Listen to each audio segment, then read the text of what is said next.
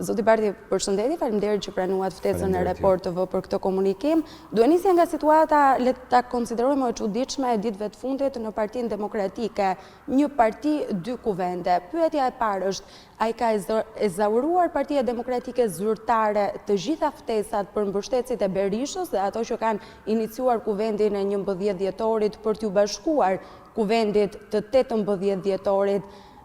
A mbetet e hapur kjo ftesë apo ju do të pranoni në kuvendin e 18 dhjetorit vetëm mbështetësit tuaj?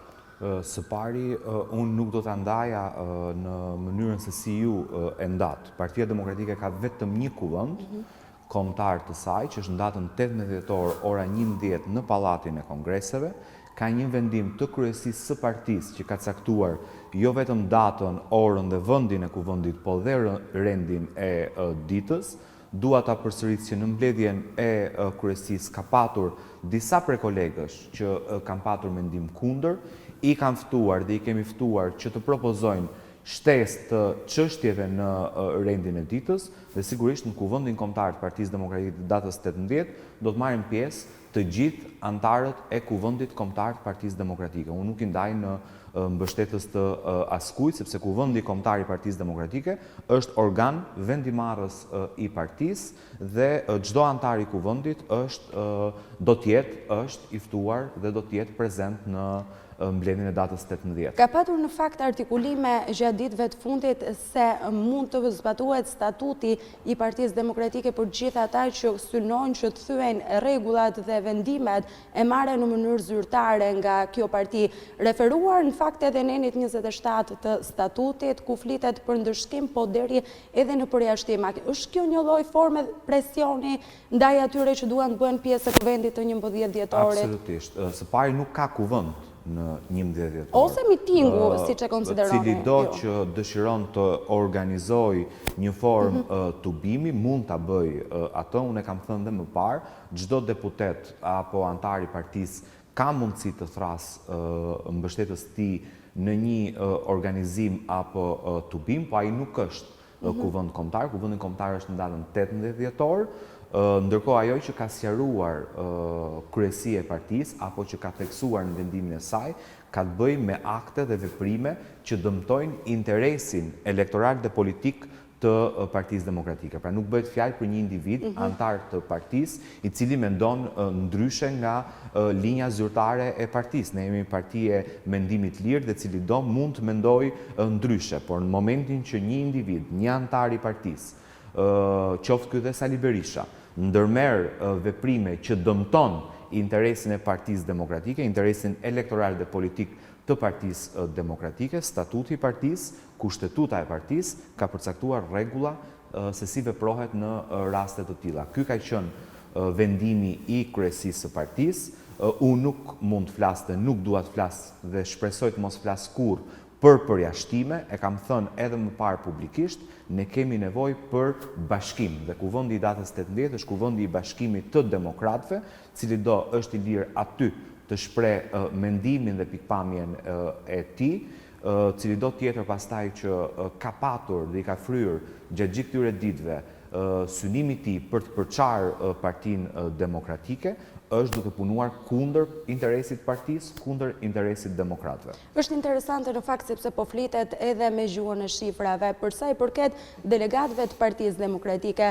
Zoti Berisha ka deklaruar se ka 4200 firma dhe së shpejti do të shkohet në 5000 firma të delegatëve. Po Partia Demokratike Zyrtare ka kalkulime se sa është numri i delegatëve që do t'i bashkohen, duke qenë se ajo e ka pranuar se ka sigurisht edhe delegatë që e mbështesin zotin Berisha, pra nuk e ka përjashtuar këtë fakt, por a ka kalkulime se sa është numri i delegatëve që... Kuvendi kombëtar i Partisë Demokratike ka 7646 antar me mandat të përhershëm. Që të mos e harroj, zoti Bardhi, ka ndryshime nga lista e 17 korrikut? Sepse ka patur, po themi, dorëheqje gjatë saj periudhe, ka patur zgjedhje në 2-3 raste të caktuara, pra gjithmonë lista e kuvendit kombëtar është një listë dinamike që mandatet prollohen nga sekretari i partisë mbi bazën e strukturës që është në momentin kur vendoset thirrja e kuvendit kombëtar. Po të kthyer tek pyetja?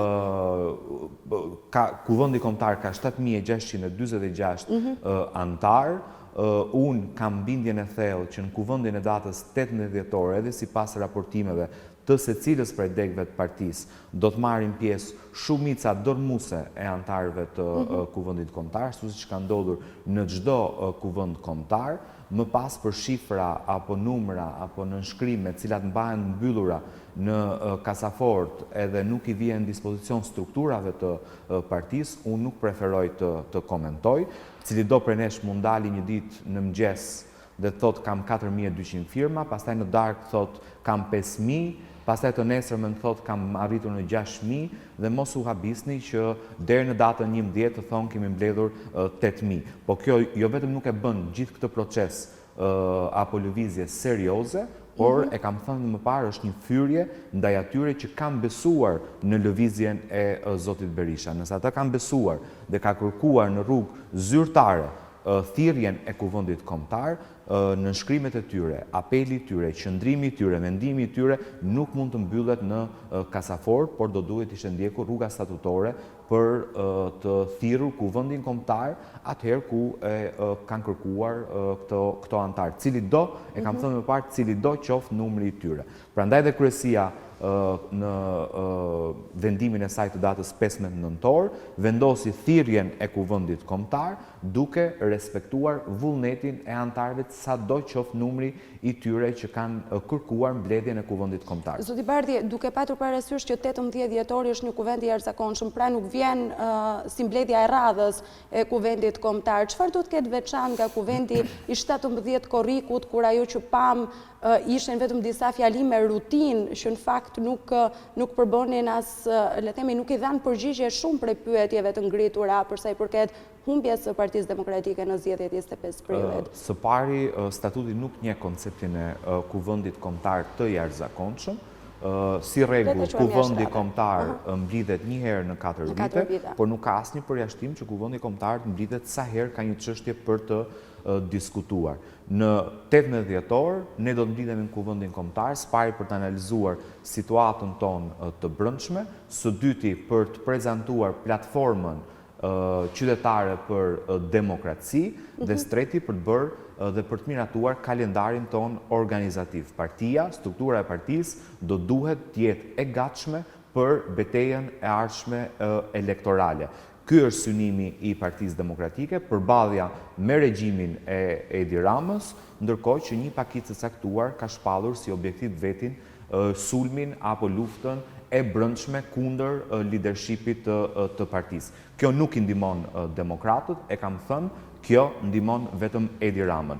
Beteja e çdo demokrati është ndaj regjimit të Edi Ramës, jo ndaj demokratëve. Zoti Bardhi, ju thoni se sigurisht që sfida e radhës do të jetë, le të themi, në epiqendër të kuvendit kombëtar të Partisë Demokratike, po a do të jetë gjithashtu një sfidë po e them personale e leadershipit blu, duke qenë se argumenti kryesor me cilin zoti Berisha ju ka akuzuar ka qenë pikërisht se keni çuar Partinë Demokratike në një sër humbjesh radhësi. Së pari, ne kemi analizuar gjithë bashkë, përfshirë dhe zotin Berisha, shkaqe që kanë çuar në humbjen e Partisë Demokratike. Nga njëra anë pranosh masakrën elektorale të 25 prillit dhe nga ana tjetër të heqësh gishtin e drejtuar ndaj Edi Ramës e ta drejtosh tek Lulzim Basha, do të thotë që nuk i shërben interesit të demokratëve. Janë rreth 650.000 shqiptarë, të cilët edhe pse në kushte presioni i kanë besuar Partisë Demokratike, Lulzim Bashës dhe programit dhe ekipit Partisë Demokratike në zgjedhjet e fundit. Ne kemi përgjegjësi në raport me secilin prej tyre për të bërë realitet një orë më parë ndryshimin e kërkuar prej këtyre qytetarëve shqiptarë. Dhe unë do preferoja të mos flisja për humbje, sepse nëse flitet për humbje, përgjegjësia është e të gjithëve bashkë. Nuk mund të ketë merit e të gjithëve bashku ne fitojmë dhe përgjegjësi të një individi apo 2 individëve apo 5 individëve në humbje. Përgjegjësia është e gjithëve nëse do të flisshim për humbje, por gjithë bashkë kemi arritur në konkluzionin përfshirë zotin Berisha përpara datës 9 shtator, që Edi Rama përdhunshëm ndaloi ndryshimin dhe kreu një masakër elektorale. Pas 9 shtatorit, pra nga 10 shtatori deri në ditët e sotme, nuk flasim më për masakrën zgjedhore të kryer nga Edi Rama, po flasim për përgjegjësi të Lulzim Bashës. Kjo pastaj nxjerr zbuluar qëllimin e vetëm që ka patur lëvizja e zotit Berisha, që është dëmtimi i kryetarit të Partisë Demokratike, dëmtimi i interesit demokratëve. Ju personalisht, zoti Barti, keni refuzuar që të flisni për përçarje brenda Partisë Demokratike, pra keni refuzuar këtë koncept, po të paktën përplasje idesh ka, një përplasje që çoi ditët e fundit në, le themi, në deklarata të kundërta në Partinë Demokratike ishte edhe hapja e garës për forumin rinor dhe për forumin e gruas. A ishte domosdoshme në këto momente që të hapej gara në këto 2 struktura partnere, kur duhet thënë se Partia Demokratike ka pezull edhe zgjedhjet në strukturat lokale të saj, në 72 degët e saj, dhe sa i përket kësaj të fundit, apo parashikoni dhe apo keni gati mbase një ristrukturim të paktën në struktura që sipas vendimeve të marrë nga vetë Partia Demokratike duhet të ishin bërë një ristrukturim në të paktën ato degë të partisë që kishte një çalim të punës gjatë 25 prillit. Së pari do duhet bëjmë një dallim qartë midis strukturës së partisë, pra strukturës drejtuese të partisë dhe organizatave partnere. Ju keni parë që strukturat qendrore të Partisë Demokratike janë rinovuar pas zgjedhjeve të 25 prillit.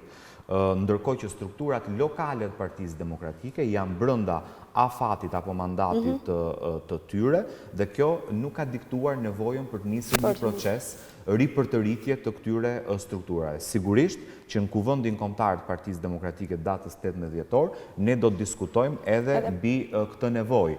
Ndërkohë që në rastin e të dyja organizatave partnere, jo vetëm kemi tejkalim me disa vite të mandatit të organeve të këtyre strukturave, por për rastin e lidhjes demokratike të gruas, kemi strukturë në nivel vendor, po ndërkohë nuk kemi asnjë strukturë funksionale në nivel qendror.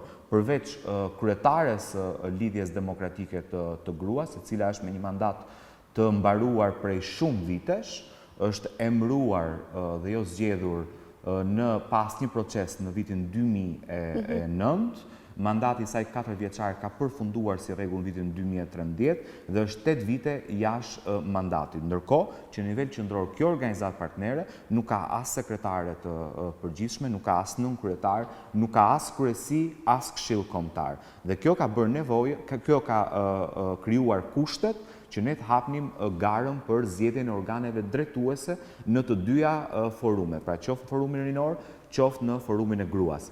Ka një dhe vetëm një qëllim procesi për t'i bërë funksionale të dyja organizatat partnere.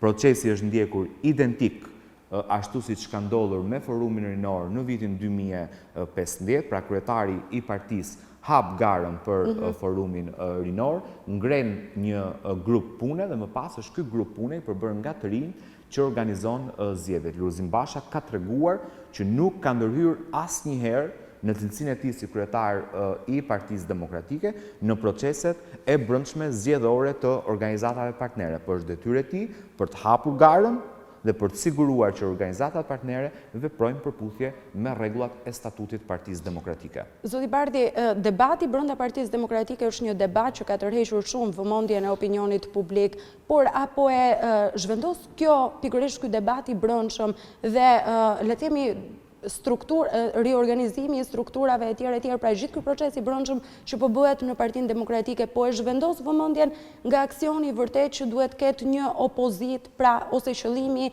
i vërtet që duhet ketë opozita, sot duhet ishte, të paktën zoti Basha ka folur edhe për amendamente shtesë në ligjin antimafia, kemi përpara ngritjen e një komisioni zgjedhor që duhet punoj për ligjin elektoral, pse jo edhe për ndryshimet kushtetuese. Pra, apo zhvendoset vëmendja dhe a i shërben kjo në të vërtet opozitës? Për fat të keq, nga lëvizja e zotit Berisha është shfokusuar vëmendja e opinionit publik dhe vërmëndarisë politike të Partisë Demokratike në raport me të bërit opozit dhe oponentës ndaj regjimit të Edi Ramës. Ne kemi vijuar, siç ju e dini, që nga fillimi i legjislaturës punën tonë si opozit, duke paraqitur në kuvend, sepse për këtë arsye jemi atje, çështje që janë në interes të qytetarëve, në interes të demokratëve, ndërkohë që një pjesë e vogël e partisë kanë përqendruar gjithë aksionin e vet politik, sulme dhe sulme apo baltosje ndaj leadershipit të partisë. Dhe kjo ka bërë, po themi, një shfokusim të vëmendjes së demokratëve në atë mision përbashkët që ne kemi, betejën dhe luftën ndaj regjimit Edi Ramës.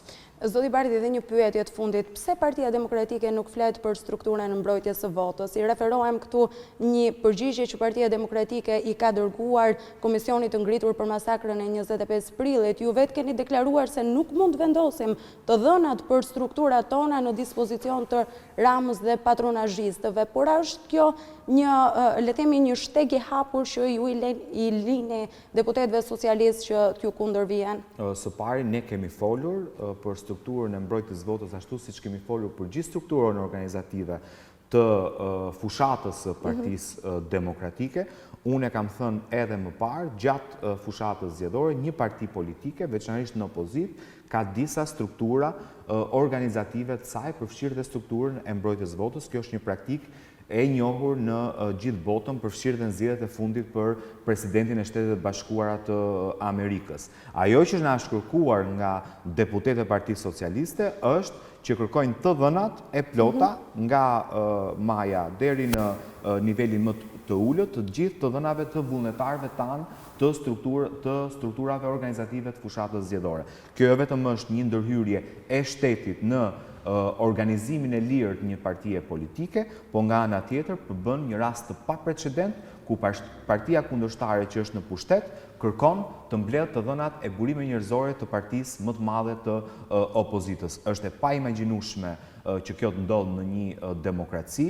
Ne sigurisht që kemi kthyer përgjigje, kemi dhënë sqarimet për aq sa që ligji dhe kushtetuta na detyron, por nuk jemi dhe nuk do të jemi kurrë të mundur të japim të dhënat e burimeve njerëzore të fushatës së Partisë Demokratike. Ata nuk mund të jenë kurrë subjekt i patronazhistëve të Partisë Socialiste. Procesi i nisur me shkëputjen ose në distancimin nga zoti Berisha i grupit parlamentar dhe më pas gjithë procesi i debateve në Partinë Demokratike, a do të na garantoj leadershipi blu një parti demokratike dhe një opozit të re të shkëputur nga zullumet e së shkuarës, zoti Bardhi? Kjo nuk ka diskutim. Fakti që një parti politike kalon në opozit në një moment të caktuar të jetës politike, nënkupton nevojën që ka çdo parti politike për tu ripërtërir apo qoftë edhe për tu pastruar. Procesi ose ajo që ju i referojni distancimit nga zoti Berisha, në fakt nuk është rrjedhoj e vetë zhvillimeve brenda partisë, po është më së tepërmi rrjedhoj e një qëndrimi apo vendimi të qeverisë së Shtetet Bashkuara të Amerikës, që Partia Demokratike ka patur dhe ka detyrimin për ta njohur dhe pa diskutim dhe për të marrë veprimet e saj në respekt të partneritetit 30 vjeçar që ne kemi si parti me Shtetet e Bashkuara të Amerikës. Ka një mohim dhe injorim të këtij fakti për fatkeq nga zoti Berisha, ka një tentativë të tij për të përfshirë Partinë Demokratike në betejën që ka me Shtetet Bashkuara të Amerikës. Detyra e leadershipit të partisë është të mbajë Partinë Demokratike larg këtij konflikti që zoti Berisha ka me Shtetet Bashkuara të Amerikës dhe të sigurojë një partneritet të ngushtë dhe një marrëdhënie të shkëlqyer me partnerin ton strategjik, Shtetet e Bashkuara të Amerikës. Zoti Bardhi, faleminderit. Ju falemnderit juve.